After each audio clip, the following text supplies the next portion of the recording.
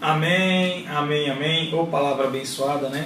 Que nós possamos ter essa força, né? De controlar a nossa língua, né? Que é muito difícil. Posso dizer que o músculo mais forte do nosso corpo é a língua, né? É tão pequeno, mas tem um poder tão grande. Isso, né? mesmo. E nós vamos agora para o testemunho, né? O testemunho do irmão Júnior. E eu vou dar aí a ele o espaço para ele começar a falar do que ele passou, né? Das lutas. E claro que são 5 anos de sofrimento, né, Júnior? Mas são 5 anos de vitória também, né? E a palavra é sua, meu irmão. Amém. Mais uma vez eu cumprimento a todos com a paz do Senhor Jesus Cristo. A gente estava aqui meditando aqui nas palavras que a irmã Marília foi aqui tremendamente usada por Deus. E eu creio que todos já foram abençoados por ouvir essa palavra. Eu creio que Deus, Ele falou aqui nesse lugar. Eu creio que Deus Ele irá continuar falando. E todos têm a oportunidade de ouvir aquilo que Deus tem a falar para as nossas vidas nessa noite. Realmente nós temos que vigiar, nós temos que tomar cuidado com aquilo que sai dos nossos lábios, pois o próprio Senhor Jesus Ele disse que o que contamina o homem não é o que entra no homem, mas o que sai do homem. Né? Porque o que sai do homem é que são as coisas perversas, né? Tudo aquilo que nos prejudica e prejudica também o nosso semelhante. Antes da gente começar aqui a trazer um pouco aqui, relatar um pouco da nossa trajetória, das dificuldades que a gente passou com essa enfermidade cruel, eu queria aqui trazer uma palavra que tem tudo a ver com esse testemunho. Está um pouco associado com essa situação que a gente passou há 4 anos atrás, no ano de 2015. Eu queria trazer aqui uma palavra que está no livro de Sofonias, no capítulo 3, a partir do 1º versículo, onde a palavra do Senhor nos diz: ai da cidade opressora, da rebelde e manchada, não atende a ninguém, não aceita disciplina, nem confia no Senhor, nem se aproxima do seu Deus. Irmãos, com essa palavra eu queria dar início aqui a nossa missão dessa noite. O que Deus Ele tem a fazer na minha vida e o que Deus Ele tem a fazer na tua vida é coisa maravilhosa. Deus Ele dá oportunidade para todos. Todos debaixo desse sol têm oportunidade diante de Deus. Só não consegue nada diante de Deus aquele que não quer, aquele que não se dispõe em buscar a sua presença. E nessa palavra aqui que nós acabamos de ler, o maior pecado dessa cidade de Jerusalém, quando Deus a chama, quando o profeta Sofonias já diz que ela é uma cidade opressora, uma cidade rebelde, uma cidade manchada, uma cidade que não atende ninguém, que não se aproxima de Deus, que não confia no Senhor. Um dos pecados mais graves dessa cidade foi porque ela tinha sido revelado a presença de Deus, mas ela não tinha dado a devida importância. Irmãos, a pior coisa que existe na vida de um ser humano é quando Deus se manifesta na vida da pessoa, é quando Deus se revela para a pessoa e a pessoa não dá ouvidos à voz de Deus. Porque a pessoa, querendo ou não, a pessoa vai pagar o preço. A Bíblia diz em Gálatas capítulo 6, versículo 7, não erreis, de Deus não se zomba, tudo aquilo que o homem semear, com certeza ele ceifará. E aqui, irmãos, uma das coisas que me traz a refletir, é que o profeta, ele diz que essa cidade era uma cidade rebelde, uma cidade que não atendia a ninguém. E muitas das vezes, irmão, nós estamos caminhando por um caminho torto, um caminho que não é em conformidade com a vontade de Deus, e de repente Deus usa os seus servos, os seus profetas, para nos dizer o caminho que nós estamos percorrendo, para nos avisar que nós estamos andando no caminho errado. E muitas das vezes nós não fazemos caso de ouvir aquilo que Deus quer falar conosco. Eu quero dizer para você, irmãos, que antes de acontecer o juízo de Deus na minha vida, porque eu caí nas mãos do Deus Todo-Poderoso. Eu não caí nas mãos dos homens, assim como Davi. Quando Davi cometeu o seu pecado, Deus enviou o profeta até Davi e mandou Davi escolher qual era o tipo de castigo que Davi queria. E Davi, ele pediu para cair nas mãos de Deus, porque as misericórdias do Senhor, elas não têm fim. Então, irmãos, antes de acontecer o que aconteceu na minha vida, pessoas chegaram até a mim e me avisaram, porque eu estava afastado do Evangelho. Eu passei 5 anos afastado do Evangelho, passei 5 anos sofrendo, apanhando de Satanás, porque é só para isso que presta, quando a pessoa se desvia do Senhor. Jesus Cristo, ele nos diz, irmãos, que o sal ele só tem serventia enquanto ele está salgando. E quando o sal ele perde o seu sabor e se torna insípido, ele só serve para uma coisa: ser lançado fora e pisado pelos homens. E foi assim que aconteceu comigo. Porque eu não quis dar ouvidos à voz do Senhor. Por um motivo pessoal, eu me afastei do Evangelho do Senhor. E ali, irmãos, eu fui ser escravo de Satanás mais uma vez. Deus, ele tinha feito coisas maravilhosas na minha vida. Deus, ele tinha revelado coisas grandiosas para mim. Mas por um momento eu não vigiei. Por um momento eu não depositei a minha confiança no Senhor. E ali os meus pés conheceram a queda. E eu quero dizer para vocês, irmãos, você que nessa noite se encontra nessa condição, cocheando entre dois pensamentos. Se você nessa noite está pensando em se afastar do Deus Todo-Poderoso, eu quero te dizer, não se afasta de Deus. Dobra os teus joelhos, clama a misericórdia de Deus, e que Deus ele virá ao teu socorro. Se você for até o Senhor, de maneira nenhuma o Senhor te lançará fora. Se você buscar, se você clamar pela misericórdia de Deus e pedir ao Senhor para que o Senhor te fortaleça, para que o Senhor segure em tuas mãos e não deixe os teus pés verem a queda, o Senhor ele vai te erguer. A palavra do Senhor no texto que nós acabamos de ler, o profeta Sofonias ele diz que aquela cidade não atendia a ninguém, que aquela cidade não aceitava a disciplina.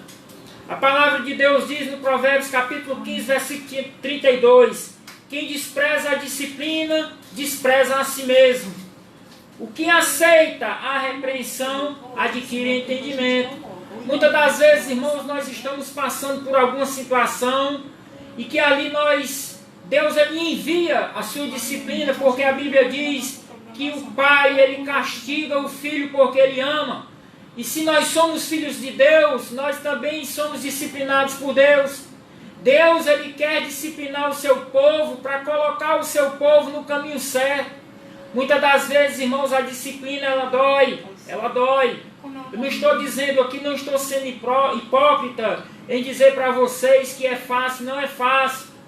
Muitas das vezes, irmão, quando Deus ele toca nas nossas vidas, quando ele nos disciplina, dói. Eu passei por momentos difíceis na minha vida.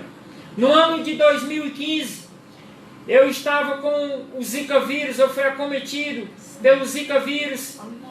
E ali aquela doença me debilitou bastante, a ponto da minha imunidade ficar muito baixa. E entrou uma doença rara, uma doença que ataca 1 em cada 100 mil habitantes. Uma doença considerada rara, uma doença que pouca gente já ouviu falar. Uma doença por nome de síndrome de Guillain-Barré. Uma doença que ataca o sistema nervoso central e que paralisa todos os membros do indivíduo. Então, irmãos, eu tive essa doença, mas antes de eu ter essa doença, o Senhor me revelou. O Senhor havia testificado no meu coração.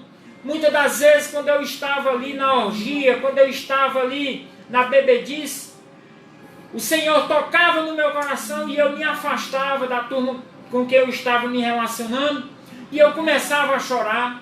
Eu sentia dentro de mim, eu sentia dentro do meu coração que o Senhor ele ia tocar as mãos em mim.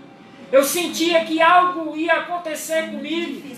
A minha oração a Deus naqueles dias difíceis era: Senhor, quando o Senhor for me castigar, lembra-te da tua misericórdia.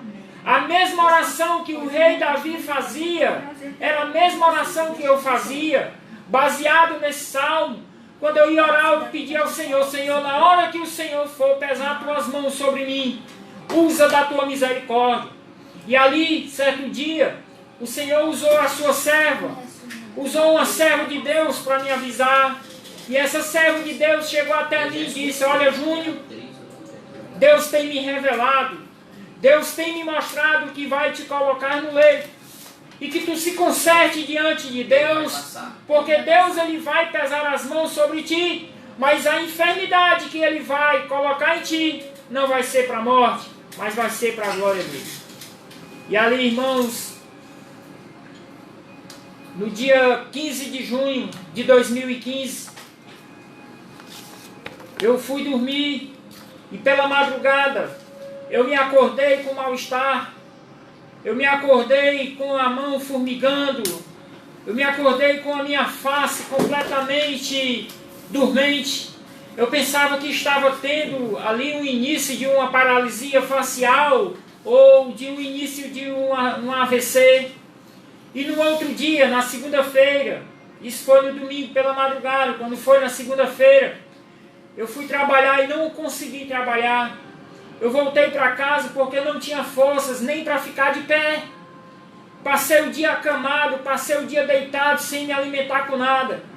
No outro dia, eu fui descer as escadas da minha residência e não consegui descer com as minhas pernas, desci me arrastando. E ali eu passei o dia mal. E passei a semana inteira sendo levado para os médicos, e os médicos não descobriram a enfermidade que eu tinha. Só diziam que eu estava desidratado. Isso durou por 5 dias. Quando foi numa sexta-feira, eu já estava morrendo. Eu já estava sentindo a morte perto de mim. E ali eu fui levado às pressas para o HGF, para o Hospital Geral de Fortaleza. E chegando lá, irmãos, eu confesso para vocês que eu não tive medo da morte, porque a serva de Deus já tinha me revelado, já tinha me dito que Deus ia me colocar no leito, mas que não era para a morte. Então eu ia com a certeza que eu estava passando por aquela situação, mas que eu voltaria com vida para casa. E ali eu fiz uma bateria de exames, e naqueles exames que eu fiz, foi diagnosticado essa doença. Só tinha 9 casos aqui em Fortaleza. Só tinha 9 casos dessa doença cruel, uma doença que mata. Uma doença que quando ela não mata, ela deixa sequelas para o resto da vida.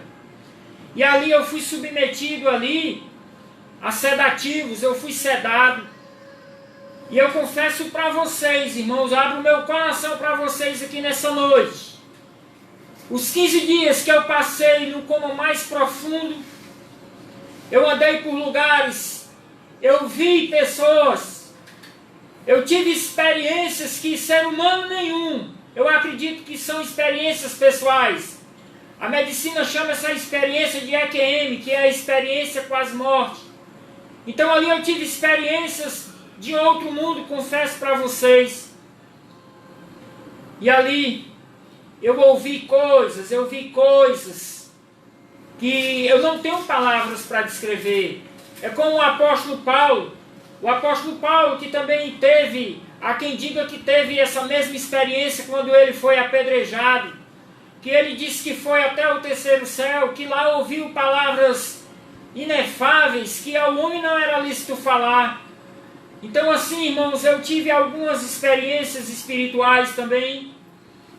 Eu passei por situações que, confesso a vocês, que não foram nada agradáveis. Por que eu estou dizendo isso para você nessa noite?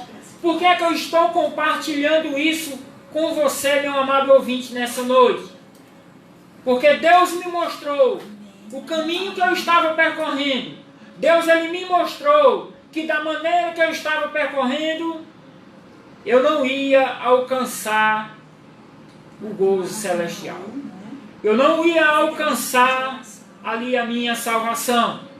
Então, irmãos, essa experiência que tive, essa experiência, essas dificuldades que tive, Deus, Ele me deu mais uma oportunidade de vida. Com 15 dias de coma profundo, eu saí do coma. E quando eu saí do coma, o médico disse para mim que eu iria voltar a andar. E nesse momento, nesse mesmo período, eu também tive complicações pulmonares, eu tive parada cardiorrespiratória, eu fui preciso me submeter à traqueostomia, fui traqueostomizado, fiquei todo entubado. Já tinha amigos meus que iam lá me visitar na UTI, eles não iam simplesmente para me visitar, mas eles iam para se despedir de mim, porque já estava praticamente desenganado pelos médicos. Os médicos já tinham chamado alguns familiares meus e tinham dito, olha, nós vamos aqui colocar ele na ventilação mecânica, mas nós não garantimos nada. A minha vida estava por um fio, mas quem estava segurando esse fio era o Deus Todo-Poderoso. Deus, Ele havia me prometido. Deus, Ele havia me feito uma promessa. E quando Deus, Ele faz uma promessa, Ele cumpre. Interessante, irmãos, que a palavra do Senhor, ela se cumpre fielmente.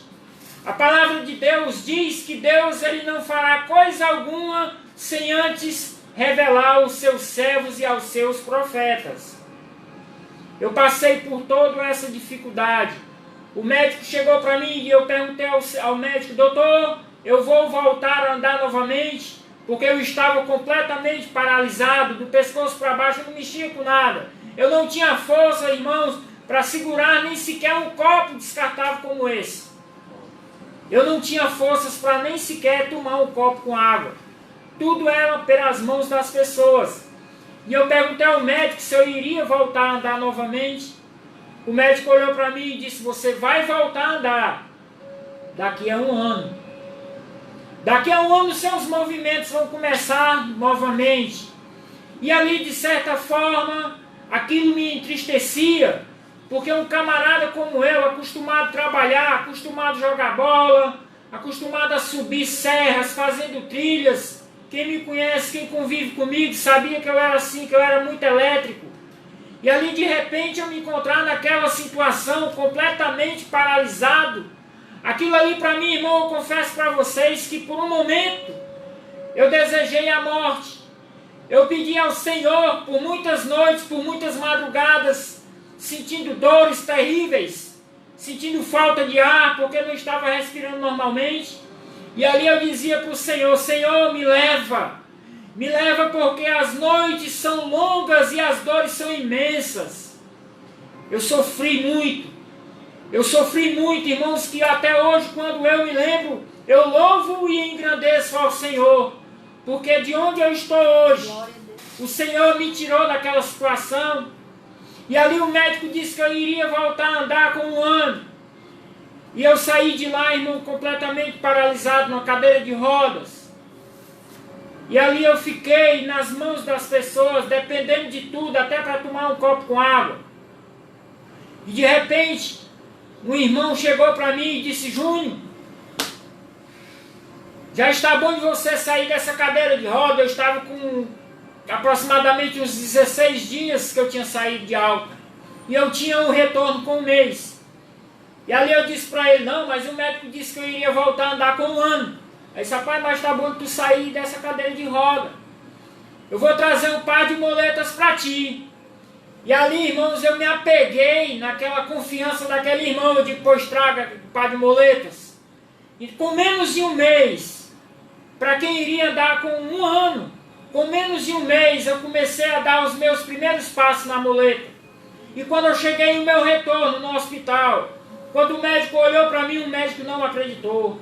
Ele olhou para mim e disse, cara, que é isso que está acontecendo? Eu disse que tu ia voltar a andar com 1 ano, tu já está de muleta.